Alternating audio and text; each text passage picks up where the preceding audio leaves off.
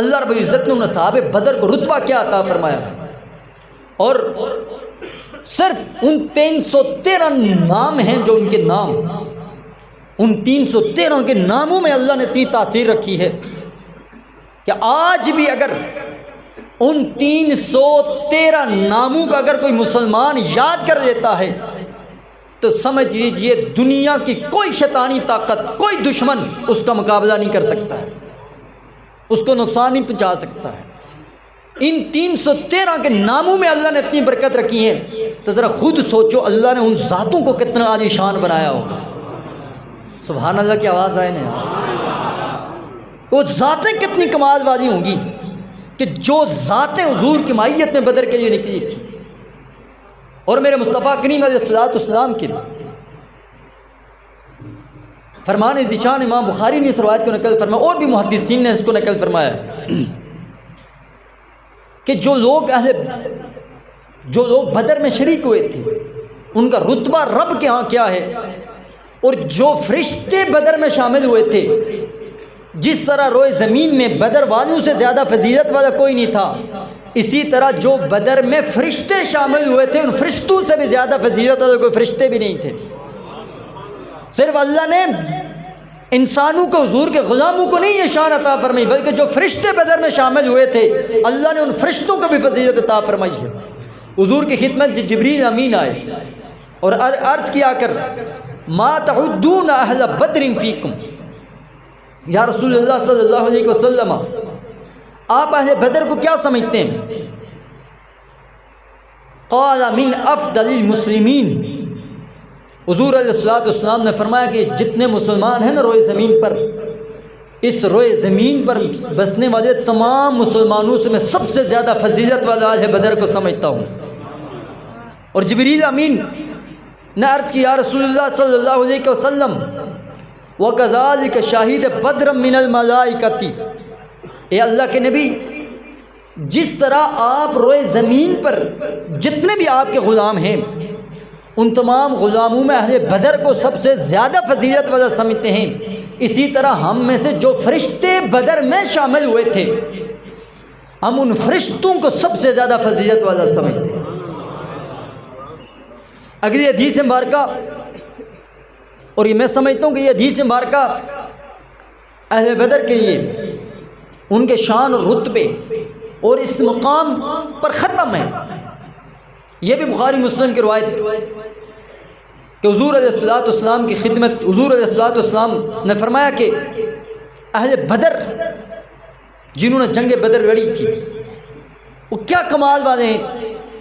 میرا آقا نے فرمایا فَلَعَلَّ اللَّهَ اطَّلَعَ إِلَىٰ بَدْرٍ، اللہ رب العزت اہل بدر پر، اللہ رب العزت نے اہل بدر کو دیکھا، ان پر مطلع ہوا، ان پر توجہ فرمائی، تو اللہ رب العزت نے اہل بدر کو فرمایا فقال اعملوا ما شئتم فقد وجبت لكم الجنہ، او اہل بدر تم جو چاہو کرو، اعملوا ما شئتم تم جو چاہو کرو، اللہ رب العزت نے تمہارے لیے پھر بھی جنت کو واجب کر دیا۔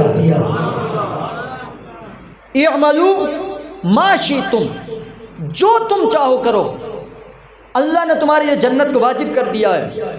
یار راوی کہتے ہیں حضور نے فرمایا کہ اللہ رب العزت ان کے لیے فرمایا قد غفرت لکم، تم جو چاہو کرو میں نے تمہیں تمہاری بخشش کر دیا، میں نے تمہیں بخش دیا ہے۔ اندازہ لگائیں کائنات کا رب ان اہل بدر کو فرماتا ہے تم جو چاہو کرو، میں نے تمہاری جنت کو واجب کر دیا ہے، میں نے تمہاری بخشش کر دی ہے۔ اور اسی پر سنن دارمی کی روایت ہے کہ حضور علیہ الصلوۃ والسلام کو اہل بدر کا کتنا احترام تھا، کتنا پاس تھا، اور مصطفیٰ کریم علیہ الصلوۃ والسلام اہل بدر کا جو احترام، مقام اور رتبہ حضور کی نگاہ میں تھا کہ حضور علیہ الصلوۃ والسلام نے ایک شخص کے بارے میں پوچھا اینا فلان، کہ فلانا شخص کہاں ہے؟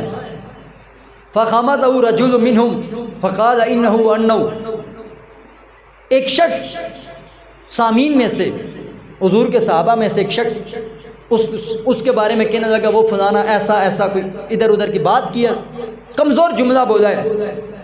حضور علیہ الصلوۃ والسلام نے جب یہ سنا، میرے آقا نے فرمایا الیس قد شہید بدر، اور کیا یہ بدر میں شامل نہیں ہوا تھا؟ قالوا بلا، صحابہ نے عرض کیا یا رسول اللہ صلی اللہ علیہ وسلم کیوں نہیں ہے، یہ بدر میں شامل ہوئے تھے۔ میرے مصطفیٰ کریم علیہ الصلوۃ والسلام نے فرمایا فَلَعَلَّ اللَّهَ اطَّلَعَ عَلَىٰ أَهْلِ بَدْرٍ، اوے اللہ رب العزت نے اہل بدر کو دیکھا، ان پر مطلع ہوا، اہل بدر پر اللہ نے توجہ فرمائی ہے، تو مالک کریم نے اہل بدر کے یہ فرمایا کہ اہل بدر تم جو چاہو کرو، میں نے تمہیں بخش دیا۔ اب حضرات پہلی دونوں حدیثیں بخاری مسلم کی، تیسری حدیث دوسری یہ دارمی کی ہے۔ اسی پر میں ایک اور روایت اختصاراً عرض کرتا ہوں۔ اب سب احباب سمجھتے ہیں کہ اگر ایک ملک کا باشندہ اگر اپنے ملک کے اپنے فوجی راز اگر کسی دشمن ملک کو دے دے تو اس کی سزا کیا بنتی ہے؟ طویل حدیث ہے، بخاری مسلم کی روایت ہے۔ میرے مصطفیٰ کریم علیہ الصلوۃ والسلام نے فتح مکہ کا ارادہ فرمایا۔ حضور علیہ الصلوۃ والسلام کے ایک صحابی ہیں حضرت حاطب بن ابی بلتا، ان کے خاندان، ان کا کنبہ بھی مکہ میں تھا۔ انہوں نے اپنے کنبے کے تحفظ کے لیے، تاکہ میرے جو خاندان والے، میرے گھر والے، میرے اولاد ہے، میرے بچے ہیں، جب مسلمان ان پر فتح مکہ کے لیے جائیں گے تو انہیں کچھ آگاہی دی ہے تاکہ میرے بچے محفوظ ہو جائیں، میرا خاندان محفوظ ہو جائے۔ یہ مطلب نہیں تھا معاذ اللہ کہ مسلمان شکست کھا جائیں، یا کفار سے ملے ہوئے بھی نہیں تھے، وہاں سے کوئی لالچ بھی نہیں تھا۔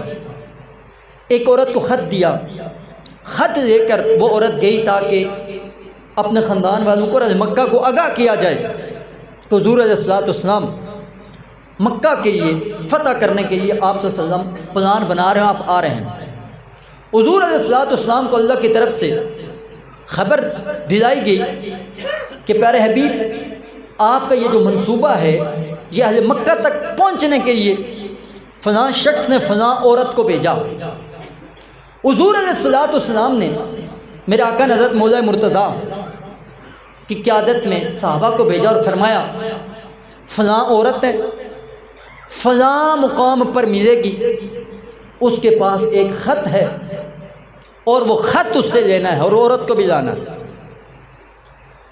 صحابہ کہتے ہیں کہ آپ نے اس مقام پر گئے، اسی مقام پر اس عورت کو پایا جس مقام پر حضور نے فرمایا تھا۔ حضور نے فرمایا تو اس مقام پر ملے گی۔ یہ کہتے ہیں جی ہم نے بڑی تلاشی کی ہے لیکن اس سے کوئی خط برآمد نہیں ہوا۔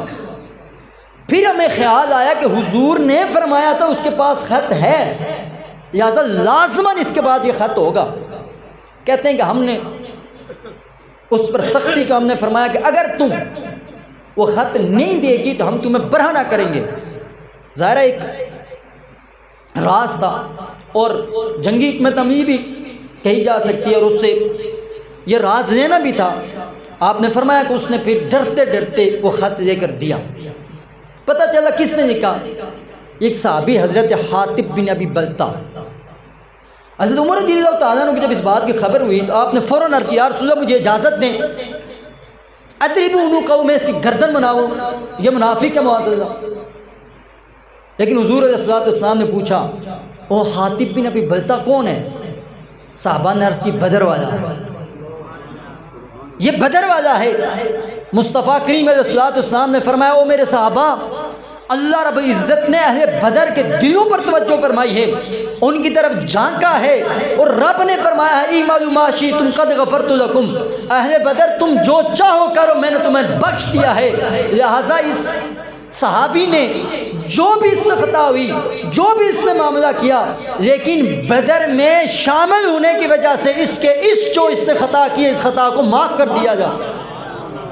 اتنا بڑا معاملہ حضور علیہ الصلوۃ والسلام نے صرف اس معاملے پر ختم کر دیا۔ یہ کیا تھے؟ بدر والے تھے۔ تو بدر والوں کی یہ شان ہے جنہوں نے حضور علیہ الصلوۃ والسلام کے ساتھ جنگ لڑی ہی۔ تو پتہ چلا صرف نمازیوں کا رتبہ نہیں ہے، صرف حج کرنے والوں کا بھی کوئی رتبہ نہیں ہے، صرف عبادت گزاروں کا، ریاضت کرنے والوں کا، قاریوں کا ہی رتبہ نہیں ہے، بلکہ جو حضور کے ساتھ جہاد کرنے والے دین کے مجاہد ہیں، اللہ نے انہیں بھی بڑی شان عطا فرمائی ہے۔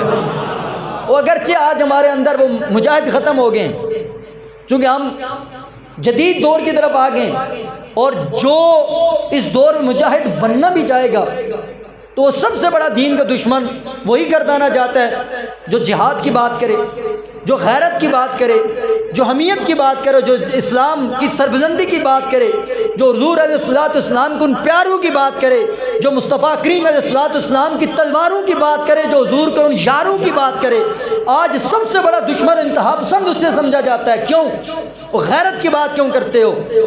آج 18 حضرت خالد بن ولید رضی اللہ تعالیٰ عنہ کا بھی یوم وصال ہے، 18 رمضان مبارک کو آپ رضی اللہ تعالیٰ عنہ، آپ کی جرأت اور شجاعت اور آپ کی غیرت آج بھی اگر دیکھیں کہ حضرت خالد بن ولید رضی اللہ تعالیٰ عنہ آپ کے نام جن بچوں کے رکھے جائیں تو آج ان کے ناموں کی یہ تاثیر ہے کہ دشمن ان کے ناموں سے بھی کانپتا ہے۔ یہ اتنا اللہ رب العزت نے حضور علیہ الصلوۃ والسلام کے ان جانثاروں اور مجاہدوں کو ماضی کے کریم نے روب اور دبدبہ عطا